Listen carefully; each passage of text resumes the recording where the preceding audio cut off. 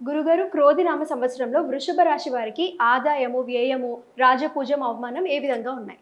తప్పకుండా అమ్మ. మనం హ్మ్. పంచాంగం తీసుకున్నాక మనం ఉగాదిలో ఇదే చూసుకుంటాం. అయితే హ్మ్. ఇక్కడ ఏమి ఇచ్చారో ఎలా మార్చుకోవాలో కూడా చెప్తాను. ఓకే. ఇప్పుడు 2, 8, 7, 3 అంటే ఆదాయం 2 ఉంటే 8 ఖర్చుగా చూపిస్తుంది. హ్మ్. చాలామంది చూసి కంగారు పడతారు. అయ్యో 2,00,000 వస్తే 8,00,000 ఖర్చా అని. హ్మ్. అదేవిధంగా 7, 3 అంటే రాజ్యపూజ్యం 7 అయితే అవమానం 3 అంటే మనల్ని మెచ్చుకునే వారి సంఖ్య 7 ఉంటే హ్మ్. ఇబ్బంది పెట్టే వారి సంఖ్య 3 ఉంది. కాబట్టి ఇది బాగుంది. ఓకే. కానీ 2, 8 అనేటువంటిది కొంచెం ఆలోచన అయ్యో ఏమిటి ఇలాగా అనిపిస్తుంది. కానీ ఏమి టెన్షన్ పడాల్సిన పని లేదు. హ్మ్. వృషభం వారికి ఈ ఆదాయం పెంచుకోవాలంటే ఏం చేయాలో చెప్తాను. గణపతిని మరియు విష్ణువుని ఎంత ఆరాధిస్తే అంత ఆదాయం పెరుగుతుంది ఓకే. వృషభం వారికి. ఎందుకంటే ధనాన్ని ఇచ్చేవాళ్ళు వాళ్ళయ్యారు వీళ్ళకి. అలాగే ఖర్చు తగ్గించుకోవాలి. హ్మ్. ఇప్పుడు వృషభానికి 12లో ఉండేటువంటి గురువు రాశిలోకి వస్తున్నాడు. రాశిలోకి వచ్చినప్పుడు ఏమవుద్దంటే సర్వసాధారణంగా ఖర్చు ఎక్కడ పెరుగుతుందంటే వీళ్ళకి ఏదో లాభాలు వస్తాయనే దాని మీద ఎక్కువ ఇన్వెస్ట్మెంట్స్ చేస్తూ ఉంటారు. హ్మ్. అటువంటి వాటి వల్ల కూడా వస్తుంది ఖర్చు. కాకపోతే లాభాధిపతి రాశిలో ఉన్నందుకు లాభం కూడా ఇస్తాడు. అయితే ఎవరి ద్వారా ఇస్తాడు? పార్ట్నర్స్ మూలంగా ఇస్తాడు ఇక్కడ. ఓకే, అదొకటి. అదేవిధంగా ఈ ఖర్చు అనేది ఎక్కడ జరుగుతుంది వీళ్ళకి? ఎందుకు అవుతుంది అంటే పంచమంలో కేతు ఉన్నాడమ్మా వీళ్ళకి. పంచమ కేతువు ఏంటంటే అనాలోచితంగా ఇప్పుడు ఆలోచన. ఇప్పుడు చూడండి, ఇప్పుడు నేను ఒక ఆలోచన చేయడం రాంగ్గా ఏదో ఆలోచన చేశాను. ఇక్కడ పెడితే డబ్బులు వచ్చేస్తాను కానీ అది రాంగ్ అది. ఓకే. అంటే మనం చేసే ఆలోచన కరెక్ట్గా ఆలోచిస్తున్నామా లేదా? బికాజ్ ఆఫ్ కేతు ఏం చేస్తాడంటే చిత్ర విచిత్ర గ్రహం హ్మ్. మనల్ని తప్పుగా ఆలోచించేలా చేస్తుంది. ఓకే. అది కొంచెం ఆలోచించాలి. ఒక్కటికి 2 సార్లు నేను ఏమైనా రాంగ్గా ఆలోచిస్తున్నానా? ఇది కరెక్టా కాదా? కరెక్టా కాదా? ఎవరో ఫ్రెండ్ ఏదో చెప్పారు ఇందులో ఇన్వెస్ట్మెంట్ చేసేయని పెట్టేస్తున్నానా అనేది ఆలోచించాలి. లేదా సంతానం కోసం తొందరపడి ఏదైనా మనం తీసుకుంటున్నామా? ఎందుకంటే పంచమం స్థానం అనేది సంతాన స్థానం. ఇది ఒకటి చూసుకోవాలి. చూసుకుంటే సరిపోతుంది. ఈ ఆలోచనలు తప్పుపోకుండా ఉంటాయి. రోజు ఉదయం నిద్రలేచిన వెంటనే గణపతిని కనుక ఒక్కసారి స్మరించుకుని నిద్రలేచినట్లయితే హ్మ్. గణపతి మన ఆలోచనలు కంట్రోల్ చేస్తాడు. పంచమ స్థానంలో ఉన్నాడు కదా, కేతువు యొక్క ప్రభావం పాజిటివ్గా పడేలా చూసుకుంటాడు ఆయన. ఇది. ఇక రాజ్యపూజ్య అవమానం అయితే 7, 3 ఉంది, పర్వాలేదు. హ్మ్. ఇక మిగతా గ్రహాలు ఇప్పుడు మనకి ఈ రాశి ఫలితాలకు మనం మేజర్ ప్లానెట్స్ తీసుకుంటాం. అంటే గురువు, శని, రాహువు, కేతువు ఎలా ఉన్నాడు అనేటువంటిది. హ్మ్. ఈ గురు, శని, రాహుకేతువులు కనుక తీసుకున్నట్లయితే గురువు రాశిలోనే ఉన్నాడు కాబట్టి, అంటే ఈ మే మాసం నుంచి రాశిలోకి వస్తాడు కాబట్టి పంచమాన్ని కంట్రోల్ చేస్తాడు. అంటే ఏమిటి? కొంచెం గురువు రావడం వల్ల రాజకీయ పరంగా ఎదుగుదల ఉంటుంది. సంతానం కోసం ఇబ్బంది పడేటువంటి వారికి సంతాన అభివృద్ధి ఉంటుంది. హ్మ్. కాకపోతే వీళ్ళకి మే లోపల ఏదైనా కొత్త అగ్రిమెంట్స్ చేసుకోవడానికి చాలా బాగుంది. మే తర్వాత మళ్ళీ అంత అగ్రిమెంట్స్ చేసుకోవడానికి అంత ఇదిగా లేదు. హ్మ్. అండ్ అలాగే కొంచెం ఏమీ లేదు. ఎంత మీరు గణపతిని ఆరాధించుకుంటూ మీరు ఫైనాన్షియల్ సంబంధించిన డీల్స్ చేస్తున్నా అంత బాగుంటుంది. ఓకే. ఈ సంవత్సరం వీరికి వివాహ ప్రయత్నాలు కూడా సఫలీకృతం అవుతాయి. కాకపోతే దశమంలో శని ఉన్నందుకు కొంచెం వృత్తిపరంగా స్ట్రెస్ ఉంటుంది. అంటే ఓవర్‌లోడ్ ఉంటుంది వర్క్ విషయంలో. అలాగే విదేశీ సంబంధించినటువంటి బిజినెస్‌లు గానీ, లేకపోతే ఏదైనా ఆన్‌లైన్‌లో చేసేటువంటి బిజినెస్ పరంగా గానీ చాలా బాగుంటుంది వీరికి ఈ సంవత్సరం. ఓకే గురుగారు. అలాగే వీరు చేయాల్సిన దేవతారాధన కూడా గణపతి ఆరాధన చేసుకుంటే చాలా చాలా బాగుంటుంది. గురుగారు ఈ క్రోధినామ సంవత్సరంలో దేశవ్యాప్తంగా ఏ విధంగా ఉండబోతుందంటారు? తప్పకుండా అమ్మ. అయితే ఇది క్రోధినామ సంవత్సరం రాకముందు నుంచే ప్రారంభమైంది. మనం ఆల్రెడీ జనవరిలో కూడా ప్రిడిక్ట్ చేశాము. ఫిబ్రవరి నుంచి కొన్ని బాంబు పేలుళ్ళు కానీ, హ్మ్. గొడవలు కానీ, అల్లర్లు కానీ, ముఖ్యంగా మనకి నీటిలో ప్రయాణించే వాళ్ళకి ఇబ్బందులు కానీ ఉంటాయని. అయితే ఇప్పుడు నెక్స్ట్ ఇంకా ఈ క్రోధినామ సంవత్సరం ఆల్మోస్ట్ మే వరకు కూడా స్టార్టింగ్లో ఏంటంటే అసలు ఊహించనటువంటి మార్పులు. ఓకే. కొంచెం సైనికులకి, రక్షణ వ్యవస్థలకి, అదేవిధంగా అంటే కొంత రాజులు ఏంటంటే క్రోధినామ సంవత్సరానికి అధిపతి కుజుడయ్యాడమ్మ. కుజుడు అంటే ఏంటంటే ఫైటింగ్‌కి కారకుడు. ఎవరి జన్మ జాతకంలో ఉన్న కుజుడు బలంగా ఉన్నాడు అనుకోండి, వాళ్ళు ఫైటింగ్ చేయడానికి బాగా ఇష్టపడతారు.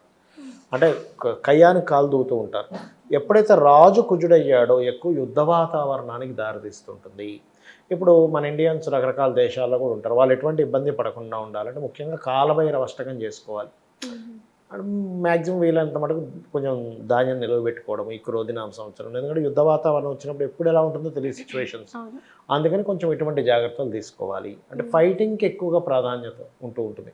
గొడవలకు ఎక్కువ ప్రాధాన్యత ఉంటూ ఉంటుంది. అంటే ఏదైనా సరే మత కల్లోలాలు, ఘర్షణలు మనం ఒకటి ఊహిస్తాం లాస్ట్ వరకు ఇలా జరుగుతుందేమో అని. హ్మ్. ఇప్పుడు ఎలక్షన్‌కి సంబంధించిన విషయంలో కూడా ఒకటి కంప్లీట్‌గా ఇంక ఇది ఫిక్స్ అనుకున్నది కాస్త కంప్లీట్ రివర్స్ అయిపోతుంది. ఓకే. అటువంటి సిచ్యువేషన్స్ వస్తాయి క్రోధినామ సంవత్సరంలో. కాబట్టి ఒకటే, కుజుడు అధిపతి అయ్యాడు కాబట్టి సుబ్రహ్మణ్యేశ్వర స్వామిని ఆరాధించడం అందరూ.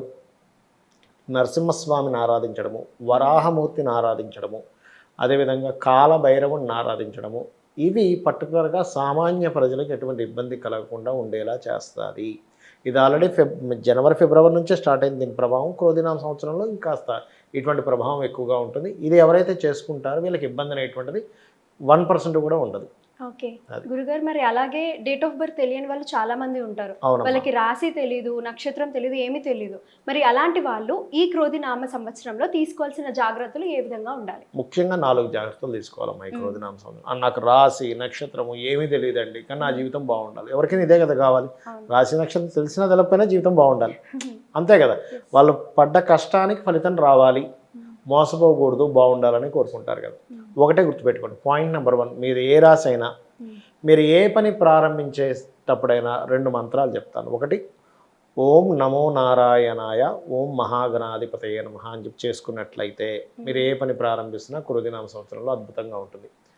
రెండవది ఏమిటి అంటే గుర్తుపెట్టుకోండి, దీంతోపాటు జాబ్ సంబంధించిన వ్యాపార సంబంధించిన విషయాలు క్రోధినామ సంవత్సరంలో మే వరకు కొంచెం జాగ్రత్తగా ఉండాలి. వారు ఏ రాశి వారైనా ఏ నక్షత్రం వారైనా.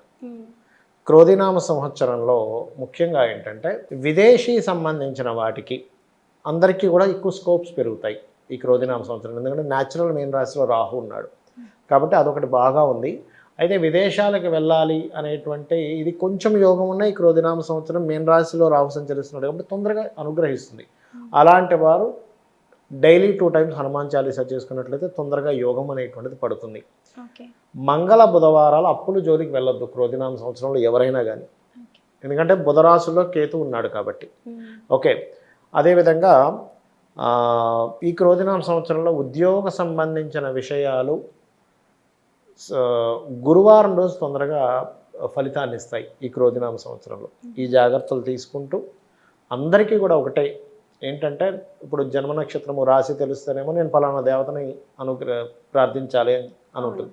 కానీ మనకు శాస్త్రంలో ఏముందంటే సూర్య భగవానుల్లోనే అందరూ ఉంటారు. గణపతి అంటే ఆ సకల దేవతలు ఉంటారు, అమ్మవారు ఉంటుంది, ఈశ్వరుడు ఉంటాడు, విష్ణువు ఉంటారు, గంధర్వులు ఉంటారు, యక్షులు ఉంటారు, అప్సరసులు ఉంటారు, పితృదేవతలు ఉంటారని చెప్తుంది శాస్త్రం. అందుకని చక్కగా నీరు తీసుకొని సూర్యభగవాను చూస్తూ నీలో ఉన్న గణపతికి, నీలో ఉన్న సకల దేవతలకి, నీలో ఉన్నటువంటి గంధర్వులకి, నీలో ఉన్న సప్త ఋషులకి, విష్ణువుకి, శివుడికి అందరికీ సమర్పిస్తున్నానని నమస్కరించుకుంటే సకల దేవతల అనుగ్రహం లభిస్తుంది, జన్మ నక్షత్రం రాశి తెలియకపోయినా కూడా. మరి గురుగారు, ఈ రాశి ఫలాలు మాత్రమే చూసుకోవాలంటారా? ఇది కాకుండా పర్సనల్గా ఇంకేమైనా చూసుకోవాలంటారా? ఒకటేనమ్మా, ఈ రాశి ఫలాలు ఇవన్నీ కూడా ఏంటంటే మీకు బయటున్న వాతావరణం, బయటున్న మార్కెట్, బయటున్న సిచ్యువేషన్ లాంటిది. జన్మజాతకం అనేటువంటిది మనం చేసుకున్న కర్మ బట్టి వచ్చే రిజల్ట్ లాంటిది. అంటే మనం ఒక ఎగ్జామ్ రాసాం, ఆ ఎగ్జామ్ రిజల్ట్ అనేది ఒకటి ఉంటుంది కదా, అలా పాస్ట్ లైఫ్లో చేసిన కర్మ ఈ యొక్క జన్మలో ఎలా ఉందని చెప్పేది మన జన్మజాతకం.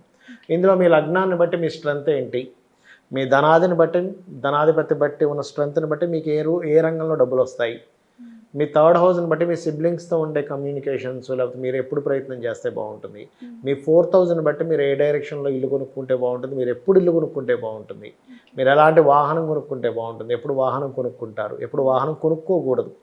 అలాగే మీ 5th హౌస్ని బట్టి మీ సంతానం గురించి, మీ 6th హౌస్ని బట్టి మీ డైలీ లైఫ్లో ఎందుకు ఇబ్బంది పడుతున్నారు, ఇబ్బంది పడకుండా ఉండాలంటే ఏం చేయాలి, మీరు ఏ ఉపాసన చేయాలి. అలాగే 7th హౌస్ని బట్టి మీ యొక్క జీవిత భాగస్వామి, 8th హౌస్ని బట్టి మీ టర్నింగ్ పాయింట్స్, 9th హౌస్ని బట్టి మీ హైయర్ ఎడ్యుకేషన్, 10th హౌస్ని బట్టి మీకు మీ ప్రొఫెషన్లో ఏ ప్రొఫెషన్లో అయితే మీకు బాగా గ్రోత్ ఉంటుంది, మీరు ఉద్యోగం చేస్తే బాగుంటుందా, ఇక్కడైతే బాగుంటుందా, విదేశాల్లో బాగుంటుందా, వ్యాపారం చేస్తే బాగుంటుందా అనేది 11th హౌస్, ఇన్వెస్ట్మెంట్స్ ఎప్పుడు చేయాలి, విదేశాలకు వెళ్తే బాగుంటుంది అనేది 12th హౌస్ అనేటువంటి ఉంటాయి. అయితే మీకు సందేహం కలవచ్చు, ఏమండి మరి ఇవన్నీ మన జన్మజాతకంలో ఉంటే మనం ఈ రాశి ఫలాలు, ఉగాది ఫలాలు ఎందుకు చెప్పుకుంటున్నాం? సింపుల్ అమ్మా. ఇప్పుడు మనం ఈ ఎగ్జాంపుల్ నేను ఇక్కడ నుంచి స్టూడియోకి రావాలి, ఎర్లీ మార్నింగ్ 7 o'clock అయితే హాఫ్ అన్ అవర్లో వచ్చేస్తానండి సికింద్రాబాద్ నుంచి ఇక్కడికి. కానీ పీక్ టైంలో అయితే 1.5 hours పడుతుంది. అవునా? అంటే ఏంటి, బయట ఉండే వాతావరణం కూడా నేను ఉండే ప్రయాణాన్ని డిసైడ్ చేస్తుంది. నేను నా కారులో నేను స్పీడ్గా వచ్చినా కూడా ఏంటి ట్రాఫిక్ జామ్ ఉంటే రాలేను. అది ఎలాగో ఒక ప్రోడక్ట్ అమ్ముడుపోవాలంటే బయట ఉన్న మార్కెట్ కూడా దానికి ఉంటే ఎలా అయితే అమ్ముడుపోతుందో మనం తీసుకునే నిర్ణయాలు బయట ఉండే పరిస్థితులు అనేవి కలిసి ఉంటాయి. అందుకని బయట ఉండే పరిస్థితులు ఇలా ఉన్నాయి కాబట్టి నువ్వు ఇలా ఉండని చెప్పేదే గోచార ఫలితం. ఓకే. సో దాన్ని దీన్ని మిళితం చేసి చూసుకుంటే మనకి సక్సెస్ అనేటువంటిది ఉంటుంది. రాశి ఫలాల విషయంలో ఎన్నో వివరాలు మాకు చెప్పారు గురుగారు, చాలా సంతోషం. శ్రీమాత్రే నమః.